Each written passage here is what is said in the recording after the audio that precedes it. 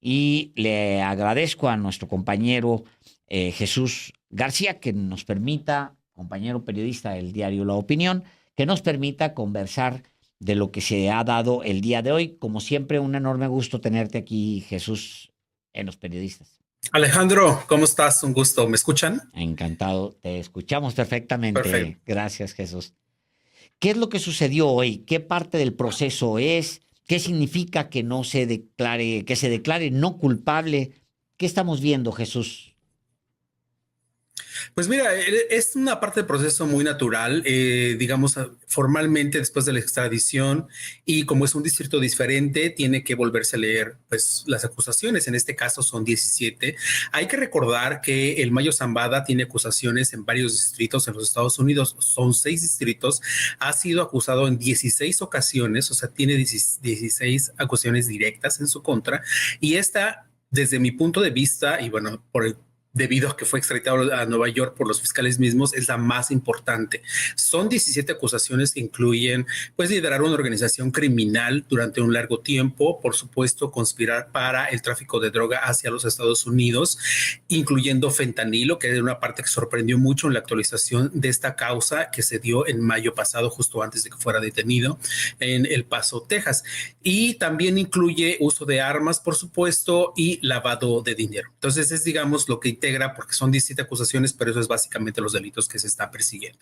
Ahora bien, el hecho de que se declare no culpable le permite abrir pues a él la ventana para varios aspectos, revisar cuál es el tipo de evidencia que están juntando los fiscales en su contra y a partir de ahí, por supuesto, determinar los siguientes pasos. Hay una ventana importante para él para que pueda, digamos, determinar si se suscribe, si se apega, por ejemplo, a hacer algún tipo de testigo para participar en alguna otra investigación por parte de las autoridades estadounidenses o continúa el proceso para que él enfrente un juicio y a ver si lo pueden lograr pues hacer convicto, ¿no?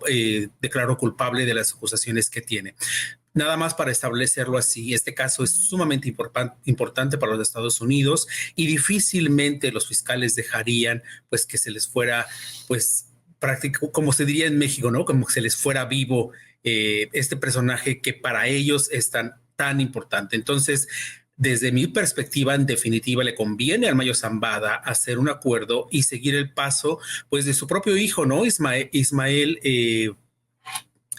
eh, Vicente Zambada Niebla, perdón, yo estaba pensando en otro nombre, Es perdóname. correcto. Vicente Vicente Zambada, Zambada, Vicente Zambada Niebla, el alias el Vicentillo. Vicentillo, que cooperó con varios Así es. investigaciones a los Estados Unidos y actualmente pues ya está libre. Y se le preguntó al abogado si había esta posibilidad o no, o sea, en la calle los periodistas pues estuvimos ahí persiguiéndolo y uno de los periodistas y otros preguntamos si había posibilidad de un acuerdo o no. Hubo ahí una confusión. En algún momento él dijo que, bueno, no se descartaba, porque la pregunta como estaba planteada en un momento, si se descartaba un acuerdo con fiscales y él dijo no.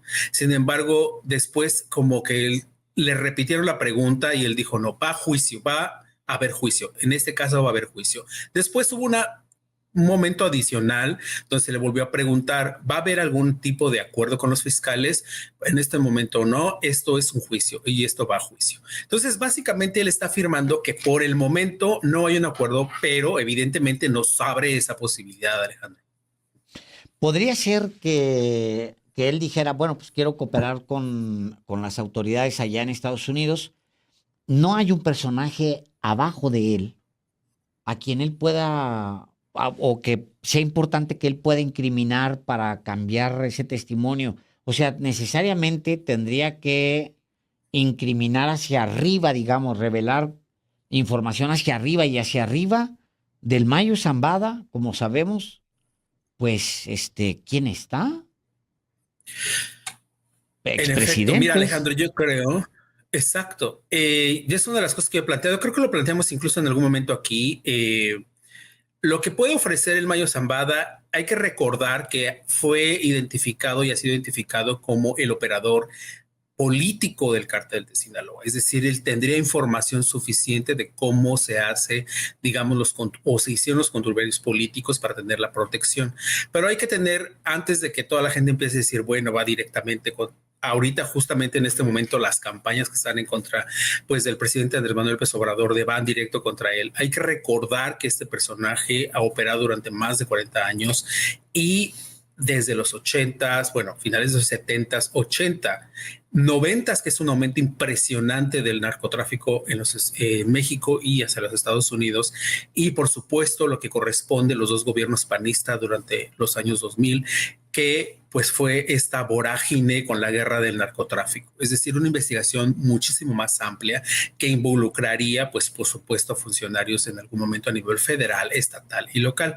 Hay una investigación que incluso la mencioné yo también acá, que es esta operación Decadencia que está realizando el Departamento de Seguridad Nacional y que está enfocada particularmente en la corrupción, es decir, cómo los personajes políticos en México han permitido el crecimiento del narcotráfico.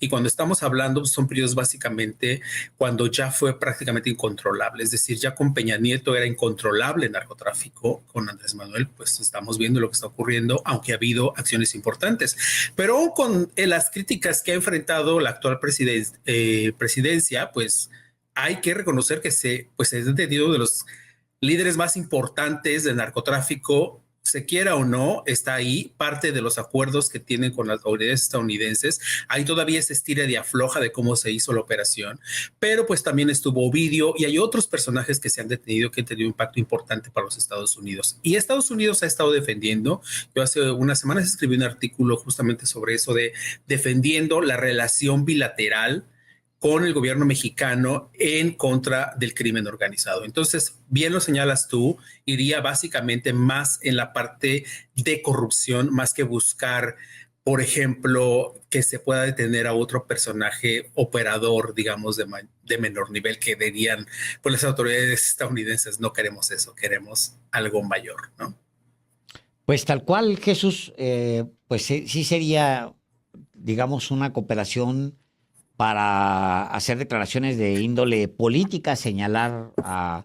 Pues yo digo que ha tenido relación con tanta gente en décadas, expresidentes, seguramente con generales o con jefes de la policía y con policías y con comandantes y con una cantidad bárbara de individuos, porque era un individuo que nunca había pisado la cárcel. Un individuo que además tenía una buena fama de negociador, de conversador, es decir, pues sobornaba a todo el mundo. Entonces debe tener una Exacto. cantidad de información brutal. Exacto, y eso yo creo que es lo más interesante esta parte. Aquí hay unos aspectos, se había estado viendo que se difundió en México que él lo habían trasladado o había decidido ser trasladado hacia Nueva York porque había recibido una amenaza de muerte. Es bastante absurdo hacer esa afirmación por diversos motivos. El tipo de custodia que él tiene es impresionante. Él ni siquiera está en una prisión con población general. O sea, no hay modo en que pudiera tener de algún grupo criminal distinto un tipo de amenaza de ese tipo. Y por otro lado, como comenté yo al principio, el caso de Nueva York es mucho más fuerte que el caso de Texas. Y la estructura jurídica y que se tiene en la corte en Brooklyn, pues obviamente tiene más peso porque ha seguido otros casos similares. Esta es la causa número 5 de lo que yo llamo la causa madre, que incluye a los Beltrán Leiva, que incluye a Chapo Guzmán, que incluye al hermano de Ismael Zambada, que es Jesús el Rey Zambada, y él es el número 5. Entonces era como natural que él pudiera ser parte de este proceso en Nueva York. Entonces se le pregunta, por supuesto, nuevamente al abogado y él dice, no hay motivo, nunca fue un motivo, no tiene una amenaza de muerte para que hubiera una decisión de ser trasladado a Nueva York al final, ¿no? Jesús, una última pregunta. ¿Alcanzaste o ya se puede ver, pues, a el Mayo Zambada en estas audiencias o no? Sí, mira, lo que ocurrió hoy fue muy interesante. He visto muchos reportes y la verdad algunas cosas. Eso es lo que hemos platicado nosotros, la responsabilidad periodística, Alejandro, que yo creo que a veces se nos olvida mucho, bueno, se les olvida a muchos colegas. de describir cosas que no están ocurriendo, ¿no? Por ejemplo, ahí estaba escuchando yo una crónica de que había un cuarto donde estaban los fiscales y los agentes de la DEA y otras autoridades del orden estadounidense celebrando por la detención y el arraigo de el Mayo Zambada, prácticamente como si fuera una reunión, como una fiesta y aplaudiendo. Eso no existió. Es mentira. ¿Por qué? Porque las formas se cuidan mucho en las cortes. Y si bien tú puedes hablar con una persona y sonreír y eso no significa que puedes hacer una celebración extraordinaria. No se puede hacer eso. O sea, eso no está permitido. Entonces, ¿qué fue lo que ocurrió? Los periodistas no pudimos entrar a la sala principal porque vinieron muchísimos fiscales y asistentes de fiscales. No pudimos identificarlos a todos, pero vimos que estaba, por ejemplo, Andrea Goldberg, que Andrea Goldberg es importante porque ella es fiscal en Florida, pero estuvo en el caso del Chapo Guzmán y es uno de los personajes más importantes y de las mejores fiscales que tiene Estados Unidos. Es extraordinaria, la verdad, verla trabajar. Estuvo ella y hubo muchos más y llenaron esa corte, como ese arraigo es muy pequeña, esa sala de audiencias. Y entonces nos dijeron, no va a haber posibilidad de que entre ningún periodista. Y nos habilitaron dos salas distintas justamente para que escucháramos y viéramos. Lamentablemente no se puede ver tan cercano, por ejemplo, como yo te estoy viendo ahora un poco más cercano a ti, ¿no? Y poder describir si estás llorando o si estás haciendo un berrinche o no se puede, se pueden ver ciertos movimientos, pero no es tan detallado. Pero sí puedes saber, por ejemplo, que el Mayo, pues le cuesta trabajo caminar porque tiene un problema de la rodilla. El abogado lo confirmó y tuvo que ser ayudado por los alguaciles para levantarse y poder moverse. Que yo no considero que esté deprimido, se veía más bien relajado en el sentido de analizando como todo lo que está pasando, muy atento y respondiendo someramente lo que le preguntaba el juez y la conversación que tenía Somera también con su abogado, justamente para este proceso. Llama mucho la atención que él mismo haya renunciado a lo que se llama, hay una ley en Estados Unidos de juicio expedito o juicio express, o que significa que una persona que está arraigada, que se le den los cargos, se declara no culpable, tienen que enfrentar un juicio en un máximo 70 días. Obviamente descontando días de celebraciones, otras cosas, etcétera, pero digamos que en calendario de corte sean 70 días. Él renunció a eso. Significa que este caso, si va a juicio, puede tardar 1 año, 2 años, no sabemos en que se haya juicio. Y el juez fue muy claro y le dijo, ¿está usted consciente de que puede estar en prisión de manera indefinida por este proceso?